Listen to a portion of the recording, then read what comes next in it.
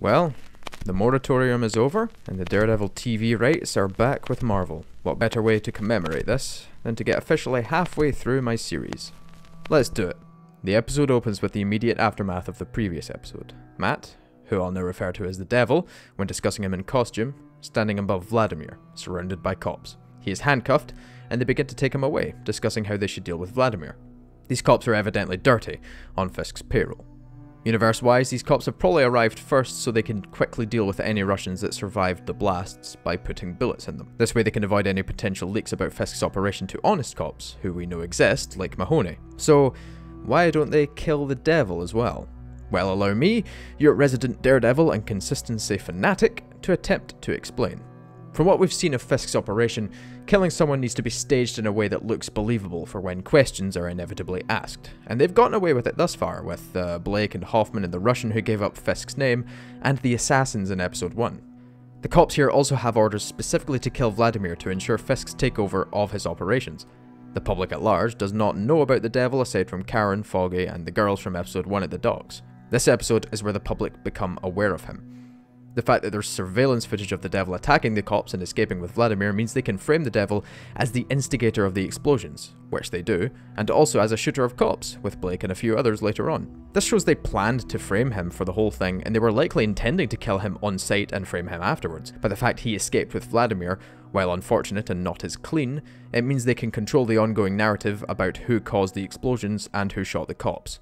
This isn't explicitly made clear in the show, but following all these events in a logical manner means this conclusion can be reached based on the show's consistent world building. Before they can kill Vladimir, the Devil takes all the cops out while handcuffed. He uses his legs more for offense and even pulls off a backflip slam on one guy, in a move very reminiscent of Daredevil's comic counterpart, who frequently uses gymnastic moves in combat. One of the cops misfires and hits Vladimir in the side, but it's not a fatal shot. The Devil takes out the cops and knocks Vladimir out, who attempts to shoot him. One of the cops comes to and finds the Devil is gone as well as Vladimir. Clawface is still alive, but the cop shoots him in the head. This'll come up again soon.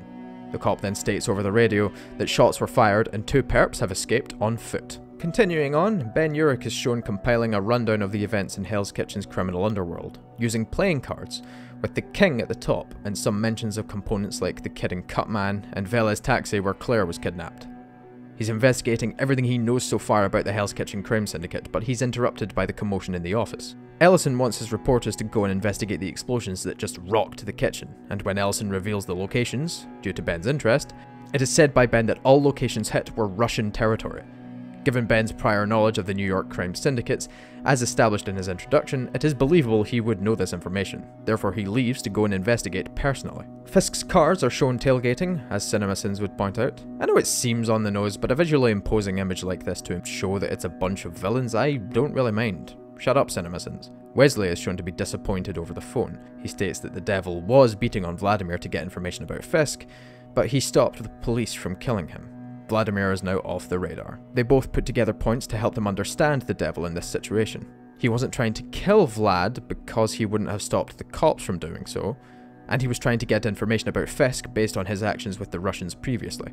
They're able to put this together due to the logical consistencies the show has set up, and they're both smart boys. Wesley says he texted Blake the addresses for what is called a sweep. We find out soon enough what that is. Fisk says ominously that they'll deal with Blake later, and he is concerned about Madame Gao. She trusted Fisk to deal with this, and she won't be happy that it hasn't wrapped up cleanly. We see part of that now with the sweep. Blake and Hoffman find a battered Russian under the rubble of an exploded building. Blake tries to pull his gun out, but a fun little detail, he comments that the Devil knew he was a righty, referring to his interrogation by said Devil not long ago when he got Blake's phone. So he has to aim his gun with his left hand. Just another point for world consistency is all. They torture the Russian by stepping on his impaled leg to get information about where Vladimir went.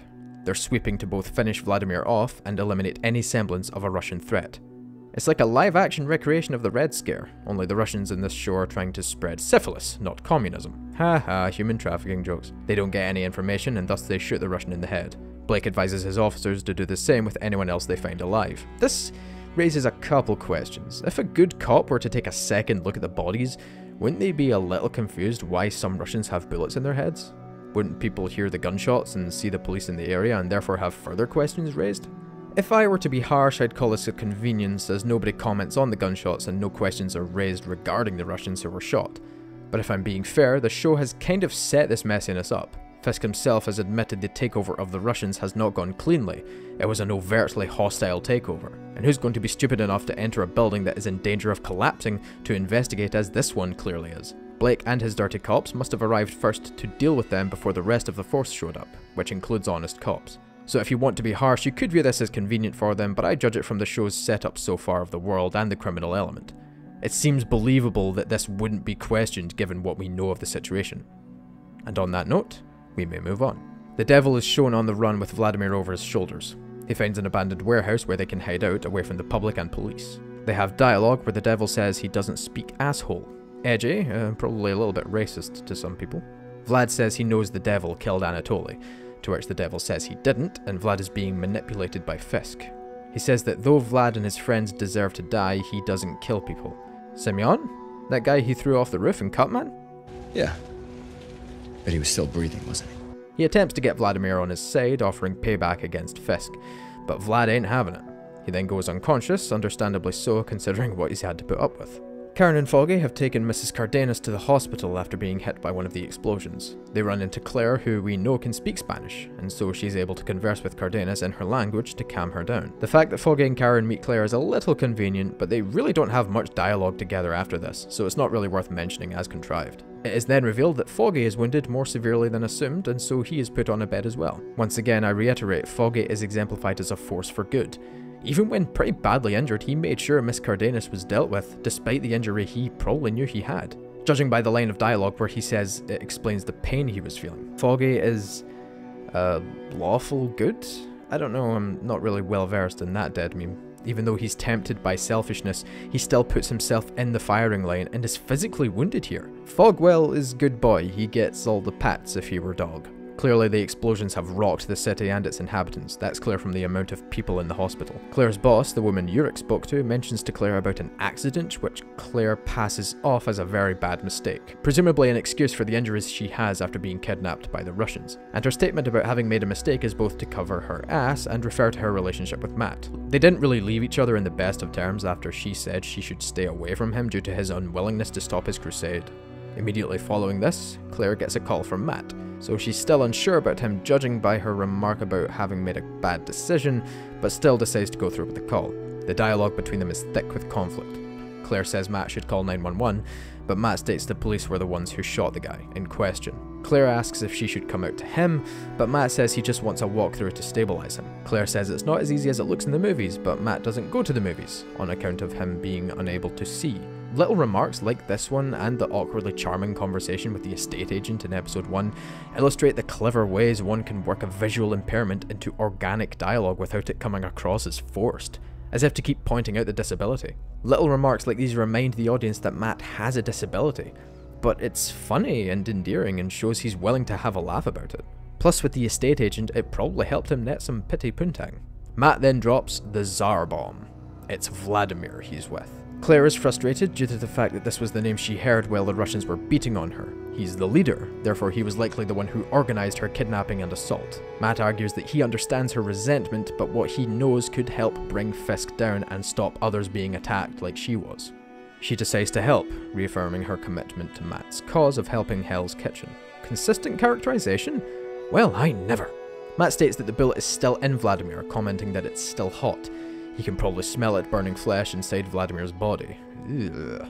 While talking about ways to cauterize Vlad's gunshot wound, Matt says there are some flares nearby and a roadside emergency kit. A harsher critic may call it contrived, but at least there's flares and not like a staple gun in this workman's warehouse. That probably would have made more sense, but there aren't any. There's only flares. A much nastier way to cauterize a wound, as we see. My question is, how does Matt know there are flares in there? Does he know how flares smell? How they taste? My assumption is the fact that flares ignite. Matt's probably smelled and tasted an unhealthy amount of gunpowder, so he likely knows the chemical composition of something that is flammable. Is this a stretch? Maybe, but it's a theory that's consistent with his abilities, so that's the one I'm going with. Claire says he can't dig around to get the bullet out, and this will stabilize Vladimir's condition and allow Matt to get the information he needs. It will also hurt quite a lot, much to Claire's delight. Matt puts Claire on speakerphone. How does he know what button speakerphone is? With a flip phone, the speaker option is on the sides of them, right around here, I don't really know, maybe the button on the side was like a volume symbol that Matt could feel and he could tell that it was the speaker. I don't really know. It doesn't affect the story in any meaningful way, but yeah, it's worth mentioning at least. Matt cauterizes and Vlad screams in pain. Claire enjoys the sounds. Jenkins, put another mark on the board for grey morality. A nurse whose job it is to help people, enjoying this man's screams of agony? Yeah, that definitely counts. What are you talking about? Also put a mark up there for thematic appropriateness. The vigilante, colloquially known as the Devil, using fire, not to harm, but to heal. Well, kind of to harm, but mostly to heal. Unfortunately, a passing cop hears the screams and goes into the warehouse to investigate. Convenient? Maybe. But considering what has happened in Hell's Kitchen tonight, it's more a miracle that there was only one cop who heard it. He investigates and asks for backup after seeing the light from the flare upstairs. Something fishy is afoot. The cop finds Vladimir, upon which the cop demands to see Vlad's hands before receiving the Devil's. The Devil asks who the cop works for and he replies he's been on the job 2 months. His heartbeat indicates that he isn't lying, and so the Devil lets up a little. He tells the cop to call on his radio that it was a false alarm and the backup isn't needed. The cop takes this opportunity to yell into the radio, "Second floor, purple mask, wounded civilian!" before the Devil knocks him out. He's too late. The backup is en route. Now, I tried to look up how long a new cop is left unsupervised and didn't really get a solid answer. Some places say they are supervised, other places say they aren't and spend a year on their own before they get a partner. I don't really know. I ain't from your side of the flat. If there was another cop with him, yeah, the situation would have gone differently. After seeing Vladimir, one would have seen to him while the other searched the room. And as we've seen, the Devil has taken out multiple armed opponents in a similarly dark area, so it wouldn't be too much of a leap to assume he'd do the same here, and just keep the last guy conscious for info. We know the backup is already en route or standing by, so the Devil is just trying to both go easy on a new cop and buy himself time to avoid more cops showing up.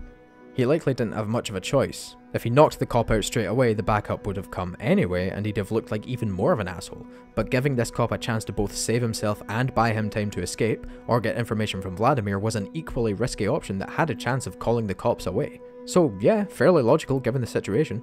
Interesting detail is that it's actually Blake who responds to the call to say he's on the way. The sweep is proceeding accordingly, and the warehouse is promptly surrounded. Blake clarifies that it's a hostage situation.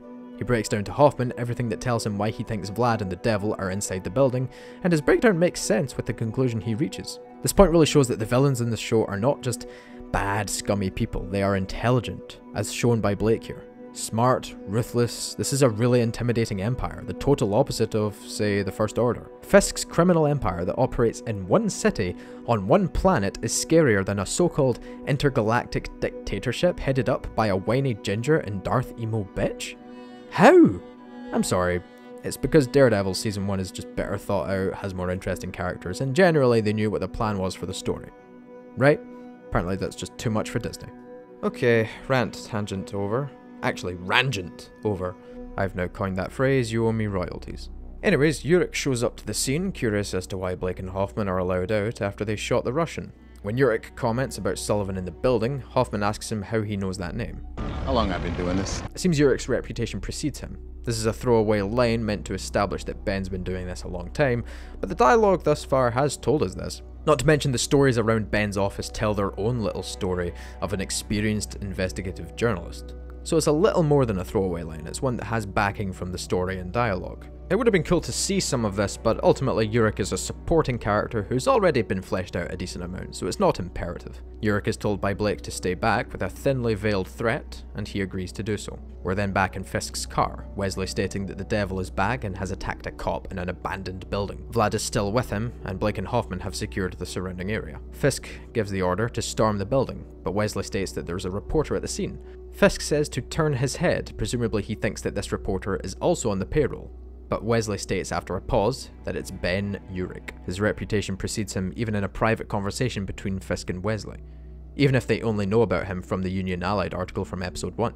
He's caused them trouble before, and they know he can do it again. Fisk tells Wesley to gather all their media contacts, as he ominously says he wants them all to see what's about to happen. The Devil is then shown handcuffing the cop. Vladimir comes too. The Devil explains that the building is surrounded by a good force of police with more on the way. Vlad asks how he knows this, and the Devil responds, a lucky guess. They bicker over the Devil's dislike of guns, which could be taken in both a practical and moral sense. He might dislike them due to the fact that he's been shot at a lot and his father was killed by a gun and criminals frequently use them. But he may just not be interested in them, on account of, his blindness. Vlad's not happy over being burnt with a flare. To an extent, understandably. I wouldn't much like being burnt myself, much like some bastards in my dimension keep trying to. The Devil explains that he needs Vlad alive, and Vlad points out the hypocrisy of the Devil watching Vlad die, yet being unwilling to end the process himself. The Devil chooses not to address this alarmingly pointed, yet not incorrect statement, and just asks Vladimir about Fisk. The Devil doesn't have an answer there. Vlad explains that they're not so different, the three of them. The Devil bluntly states that Fisk owns enough police that Vlad won't end up in a prison, but rather dead, definitively, and that he is Vladimir's only option to escape alive. Vlad then breaks down that Wesley, the lapdog, approached them and offered them an agreement if they came into business with him. He offered security, freedom, and help, and access to Chinese heroin. The Devil asks for names, but Vlad says only one matters. Instead of giving it straight away, the Russian explains that the name he mentioned, Leslie Shumway, was the accountant behind Al Capone's criminal empire. The Devil deduces that he's referring to Fisk's accountant and the man in charge of the money for the entire Hell's Kitchen operation. Vladimir feints a feint, enticing the Devil to lean in to hear him better, upon which Vladimir headbutts him and knocks him over with a plank of wood. Now this would make sense for pretty much any other character, but I have to acknowledge here that the Devil has powers of super hearing, right? If Vladimir were to continue whispering, the Devil would have heard it anyway, without the need to get close and vulnerable to an attack. My guess is that he leaned forward to entice Vladimir to say the name, and in doing so knew he was potentially getting into harm's way, but if that were the case, he could have done a better job defending himself. This is admittedly inconsistent with the powers we know the Devil has. But hey, we only have this problem 6 episodes in, which is good going for a show this deep. Vlad's overzealousness causes Matt's anger to bubble up again, and he picks Vlad up and spears him to the ground. This being an abandoned, waterlogged warehouse, they end up going through the floor. Twice. Ouch. More reporters arrive on scene, presumably from Fisk's payroll. We don't know if these reporters specifically work for Fisk, he just said to gather all of his friends in the media, so we have more reporters here. Some ominous comments between Blake, Hoffman and Urich about the future of print newspaper before the TV reporting starts. This is a good lead into the next scene when Karen is calling Matt to ask if he's okay. Matt can't come to the phone. Why? Because he's dead! Taking a dirt nap with a Russian, I mean. Seems to have a thing for Europeans. Foggy's in a hospital bed and Karen reflects her nervousness about a blind man wandering around in what appears to be a war zone. Foggy calms her, stating he sometimes forgets Matt's even blind the way he zips around. So Foggy is aware of Matt's, wellness of navigation, considering how long they've known each other, but it's reasonable to guess he doesn't suspect Matt's the vigilante yet, considering all we've seen the Devil do, and Foggy's opinion of the guy, which is negative. Foggy tries to get out of bed, but Karen tells him to stay, he's done enough for the day, her voice breaking a little, showing how much she cares for him. She kisses Foggy on the head. The conversation ends with Karen saying she's actually had worse first dates. That's quite a big claim considering what's happened, but it's a cute character moment. Foggy calls Matt to ask where he is, after which it cuts back to the Devil waking up after falling through the floor. It's honestly a wonder how Vladimir is still alive, barely, but this can actually be chalked up to Vladimir's will to survive, which has been evident throughout previous episodes. Speaking of which, Vladimir then dies briefly before being struck back to life by the Devil. The Devil bringing a sinner back to life. Themes. The Devil says he can't let Vladimir die until he gives him information on Fisk. Matt's motivation for keeping Vladimir alive is very clear. It's repeated several times just so any plebeian can understand exactly why Vladimir needs to stay alive. The stakes are very well set and it allows the writers to toy with Matt's morality as they do. Back with Fisk and Wesley. Wesley presents Fisk with a radio, after which we're back outside the warehouse where a SWAT team has appeared with the intention to move on the inhabitants. The Devil listens. He hears a train coming from somewhere, and when he hones in, it's coming from the other side of the room, underneath a grate that he clears the way to. He tries to lift the grate, but it's quite heavy. Then, seemingly out of nowhere, we hear a familiar voice. I'd like to speak to the man in the mask, please. It's coming from the earlier cop's radio, which fell through the floor with Vlad and the Devil. He picks it up, and the following conversation is dang epic. Upon introducing himself and mocking the Devil for being tight-lipped about his name, Fisk claims that the Devil and he have a lot in common. The devil doesn't like to hear this. Fisk continues by saying he's saving the city as well, just in a way that can actually make a difference. The devil says he should say that to the people he's hurt, but Fisk counters, saying that life isn't a fairy tale. This back and forth exchange is great in furthering the way Daredevil as a show goes against the very typical good guy / bad guy story we see so often in superhero media. Life isn't a fairy tale or a comic book. No good guys or bad guys, just people with different agendas. Now that might sound pretentious, but consider the devil's actions. Yes, he's stopped people getting hurt and killed, he's saved that little boy, and has wreaked havoc on the Russian mob. But to do so, he needs to dive into darkness, commit shocking acts of brutality, and he's definitely not above just expressing his rage on random thugs. He is a terrifying figure, good intentions or not. Fisk's actions have been worse, yeah, but he presents himself far differently, even though the two have similarities. Both operate out of the public eye, both are trying in their own way to save Hell's Kitchen, and both are willing to commit dark deeds to do so. Of course I'd argue Fisk is worse, but that doesn't make the devil the squeaky clean good guy like so many other superheroes. He's a violent, angry vigilante. He says he'll make Fisk pay for what he's done before Fisk shuts him down. He then acknowledges his admiration of the devil's activities, even though these actions go against Fisk's. He then says the devil should worry about the city he just exploded, implying he's being framed for Fisk's actions of blowing up the Russians.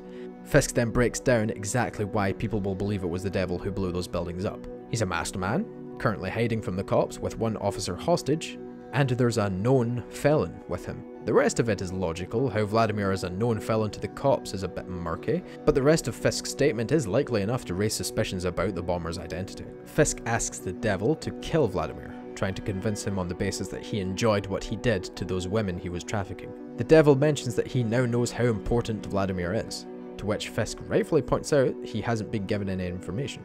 The devil kicks some rubble out of anger. He's out of his depth here, and it shows. Fisk has backhanded him verbally at every opportunity. The devil admits he's not a hero, just a guy who got sick of men like Fisk. This is what makes him dangerous. His ideology, his conviction, according to Fisk. His reputation will be worth little after what Fisk does.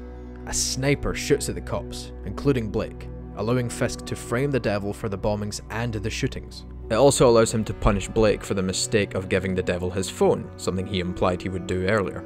The TV reporters then receive a video from Fisk's people, the devil, seconds after the explosions, beating on police officers. Situation-wise, in the panic of the moment and the obvious dangers of what's going on, I can see the devil also being blamed for the shootings given the show's realistic feeling. Though I won't really tell someone they're wrong if they consider this iffy given the angle Blake was hit from. It was only Yurik that saw him get shot up close though. And in their conversation in episode 8, it's not brought up aside from the devil telling Yurik that he didn't shoot the cops. It does come up between Yurik and Karen in episode 7, but Yurik doesn't comment, aside from stating that if she sees the man in the mask, she should run away. This could just be a general statement though. The man in the mask is still pinned to the bombings and has been recorded as attacking cops, so he's evidently dangerous. The city believes that he shot Blake and the others, but nobody was close to Blake when he was shot aside from Yurik and some other cops. So it's not unreasonable to just pin some more trouble in the city on the guy who has already been accused of trouble.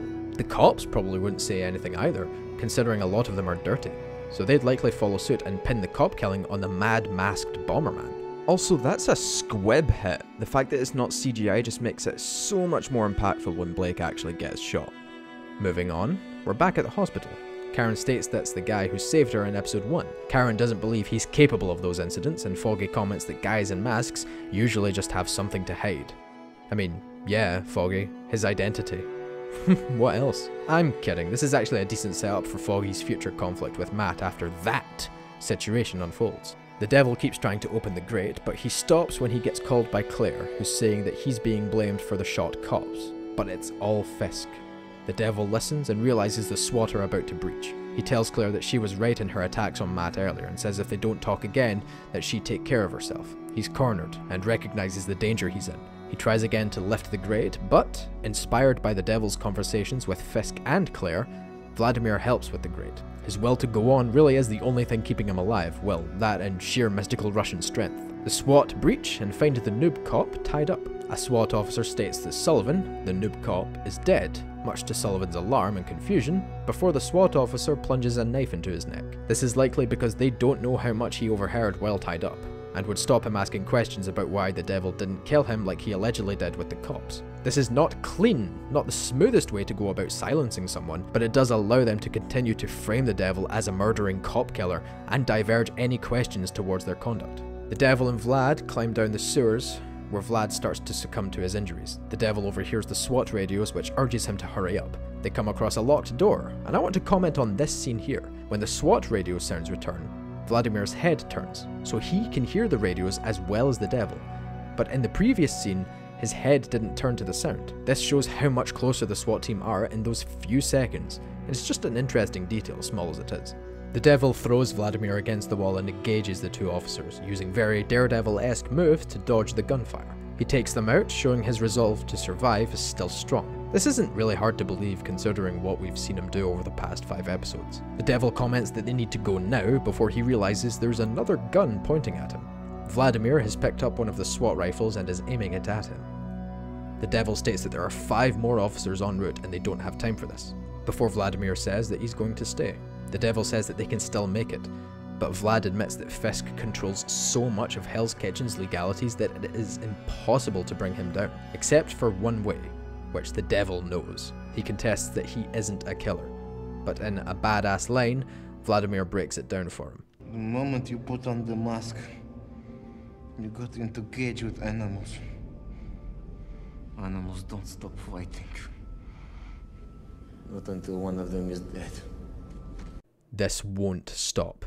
It won't end until either Fisk or the devil is dead. The devil tries to approach Vlad, but he aims the rifle at him in another subtle detail. The devil could have attempted to knock Vladimir out again and drag him away unwillingly so he can try as much as he wants to get the information. But he's stopped now because Vladimir pointed the gun at him. Vlad says that what Fisk did to him, he'll do to the devil and everyone he cares about, and asks him if by then he'll realize what needs to be done. This is consistent throughout the season and Season 3, even with the Punisher in Season 2, even though it doesn't pertain to Fisk. Vlad continues on to state that the Dermo, or shit in English, that controls the money in the operation is named Leland Owlsley, and that he can give the devil what he thinks he wants. It won't be enough though, and the devil knows that. He doesn't answer. Instead, he kicks the bar off the door in a fit of anger, as is common for him in this episode. Him and Vladimir exchange one more look, and he leaves. Vladimir starts to sing, and finally, the rest of the SWAT team start to arrive off camera, as we see the devil walking away down the tunnel, listening to the sounds of gunfire that we can also hear, as Vladimir makes his last stand. A lot of rounds are fired for dramatic effect, but also once again reiterating Vladimir's fierce will to survive, even though it's clear that this is where he falls. The devil walks into the camera, and it cuts to black as the shots continue to ring out, and the episode ends. Condemned is the halfway point of Season 1, and it continues to deepen the characters while putting the devil in a desperate and grim situation. This one brings Matt's no-kill rule into focus and forces him to work with a criminal who has attacked someone he personally knows in order to get out of an even worse situation. Fisk's grasp on Hell's Kitchen's infrastructure is made abundantly clear once again, showing that he has contacts in the SWAT division and also in the media. This is not new information, but the episode manages to convey how much influence Fisk has. And he puts the devil under some massive pressure in the episode, which is great for pushing him to his limit and finding out what really makes him tick. He and Fisk have their first dialogue together where their positions on each other are made clear and their similarities are strongly defined. Vladimir has plenty to show, his sheer determination to survive made paramount as the previous episodes have conveyed, and his stubbornness is ultimately his undoing even though he and the devil have reached an understanding, sort of. As of this episode, the Russians are now no longer part of the picture, so sorry Eastern Europeans, you'll have to go somewhere else for representation. It's kind of ironic. The devil wanted to remove the Russians from Hell's Kitchen in a violent act of gentrification, as did Fisk.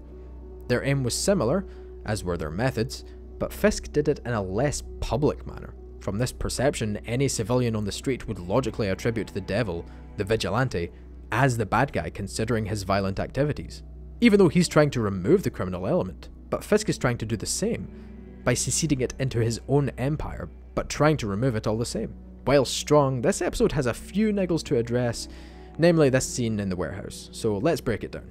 Vladimir doesn't know of the devil's abilities, so naturally he'd try to lure him in to get an easy hit, but the devil's powers mean he'd be able to hear Vladimir easily even if he did whisper. Personally, in this instance, given that Vladimir doesn't know the Devil's powers, he could have leaned in closer in order to coax the words out of Vladimir, but not so close that Vladimir would want to attack him. Obviously it doesn't happen and he gets attacked, but this seems like a more logical approach given the situation, and Vladimir's condition is very well established that him passing out has happened already and could happen again. The Devil could have stayed further away in order to listen to Vladimir safely, but Vlad probably wouldn't have given the answer if he had done so. Therefore the Devil leading in closer was pretty much the only option he had to get any information. So yeah, a little iffy with the power side of things, but overall it was probably the only move that would have led anywhere, considering the conversation between them had been frigid up until then and he and Fisk hadn't exchanged words yet. Thus Vlad's position on the Devil hadn't changed. Taking place largely in one location for each character is great for giving them room to breathe and develop, while simultaneously putting them under great pressure. Foggy and Karen continue to blossom, the Devil's ideology is under scrutiny from the man he's trying to save and the man he's trying to bring down, Vladimir is under great physical stress for the entire thing, and Fisk is even under pressure to wrap the situation up. With only a few issues to speak of, there's not much else to say, other than Daredevil Season 1, Episode 6 is a masterpiece. Now that we've reached near enough the halfway point, I want to recap what the show has done so far. It's firmly established Matt's backstory and why he hates crime. He was blinded after saving an old man from being hit by a truck, he comes from a single parent family, and his father was a boxer who threw fights deliberately to earn enough money to support them both. Crime broke his father and ultimately killed him. He's a good lawyer, but the practice of Nelson and Murdoch hasn't become successful yet. He has problems with the Devil inside him and is willing to let it out on criminals. This has shown to be a problem, but so far we only really know that he got it from his dad, and it hasn't had much impact on his character or the story yet. Wilson Fisk is soft-spoken and gentle around Vanessa and Wesley, but his empire is nasty and ruthless, and he himself is not above shocking acts of violence and inventive use of car doors. He wants to burn Hell's Kitchen down before becoming its savior, whereas the Devil wants to save Hell's Kitchen by fighting the fire with fire of his own. Both characters' motivations haven't been truly shown yet, but that comes in for the second half in realistic ways given the grounded nature of the show and its characters. The supporting roles are also great, Foggy representing a truly lawful, good character, even though he's been shown to use iffy means to get information or cases, like when he bribed Mahoney in episode 1. His care for the people of New York is shown by the attention he gives to Mrs. Cardenas and Karen. I've said before, Foggy is a better person than Matt is, since Foggy is willing to stay within the law, mostly, to help out, even though he's also motivated by financial means. Karen Page is shown to be a woman who is consistently in danger, but is motivated to do something about the crime she experienced, due to her basically being the catalyst for a man's death. This is at any cost to even her personally, as she gets herself into dangerous situations more often than not. This may come up again later. Every major and supporting character has motivation and a clear personality, something that many superhero shows and movies fail to encapsulate. Each character follows logical paths in terms of achieving their goals, while also following illogical but in-character decisions when it is called for, such as the Devil's hallway redecoration in episode 2, or Fisk's car interior decoration in episode 4. Speaking of that, the show has really set itself apart from pretty much every other modern superhero show in two ways with the action. Cinematography-wise, every combat encounter is grounded and weighty. Every punch feels painful and every kick gratifying. This is a major counter to the Marvel movies where every punch feels weightless because of how grand every battle is. And the cinematography means nothing with the focus on computer-generated imagery and the less personal fights. The concentration on clean takes, minimal camera shaking, excellent choreography, and all grounded non-CGI action really do wonders to differentiate Daredevil from the rest of the live-action Marvel properties. On that note, the focus on bloody, realistic violence also helps. Punches and kicks thrown, bones breaking, heads impaled, shot and cleaved off. It's all so dang brutal, and it's not glamorized in the slightest, even though the cinematography is breathtaking. 6 episodes in, and Daredevil has achieved so much with the story, the characters, the world building, the camera work, and progression with all of it. Yes, some issues have cropped up along the way, but these are minimal. Compared to what the show actually achieves in quality, these can be brushed aside easily. We're halfway through season 1, or close enough, and the second half is when it all starts to come together. Strap yourselves in, folks. The videos are only going to get longer from here on out. I hope you're ready. Thanks very much for watching. I'm aware these are quite lengthy, but if there's going to be a series that does a deep dive into Daredevil Season 1, I'd personally want it to be as in-depth as possible. So I wasn't kidding when I said the episodes are likely just going to get longer from here. So prepare yourselves, and I'll see you soon. Cheers.